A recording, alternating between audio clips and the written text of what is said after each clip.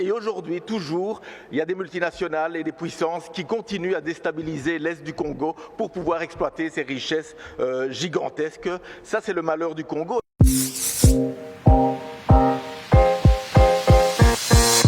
Le roi Philippe a prononcé, portant la parole du gouvernement, a prononcé un discours remarqué hier au Congo.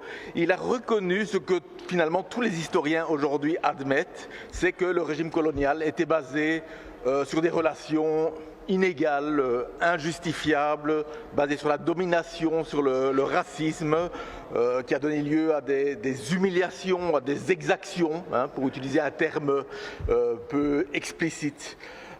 Et donc finalement, ce discours était très éloigné de son oncle Baudouin, il y a 62 ans, au moment de l'indépendance, qui lui avait vanté le génie de Léopold II, et avait vanté la mission civilisatrice de la colonisation belge au Congo. Et finalement, le discours de Philippe est plus proche de celui de Lumumba. Lumumba, en 1960, qui a fait un discours où il dénonçait la colonisation, et on sait que Lumumba était le premier ministre du Congo, mais qu'il a été assassiné avec la complicité active de la Belgique.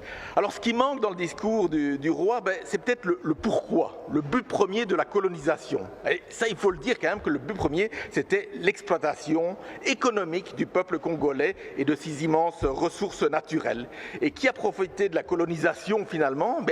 Pas la population belge, non, pas la population belge, parce que les travailleurs belges, ils étaient exploités par les mêmes sociétés qui surexploitaient les travailleurs congolais et les ressources naturelles au Congo, là-bas. Non, ceux qui en ont profité, ce sont les grandes sociétés, les sociétés générales, Umicore, Unilever, et ce sont bien sûr les grandes familles, riches familles belges, comme les Boel, les Solvay, les Lippens en Belgique, qui sont toujours au firmament de la richesse chez nous.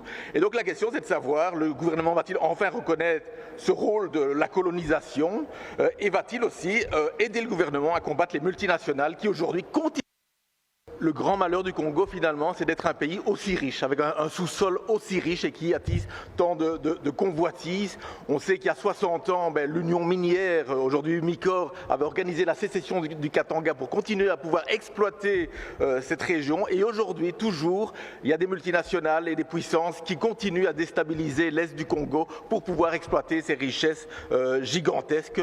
Ça, c'est le malheur du Congo. Et je pense que s'il y a une responsabilité à pointer, c'est bien celle des multinationales aujourd'hui comme celle du passé. Et je répète, Umicore s'est fortement enrichi grâce à l'exploitation coloniale. Aujourd'hui, continue à faire des bénéfices records. Il n'est pas normal que de telles sociétés puissent exploiter comme ça allègrement un pays dans le passé, aujourd'hui, sans avoir des comptes à rendre. Je pense que c'est là qu'il faut aller pointer le doigt plutôt que de pointer le doigt sur une pseudo-responsabilité de la population belge.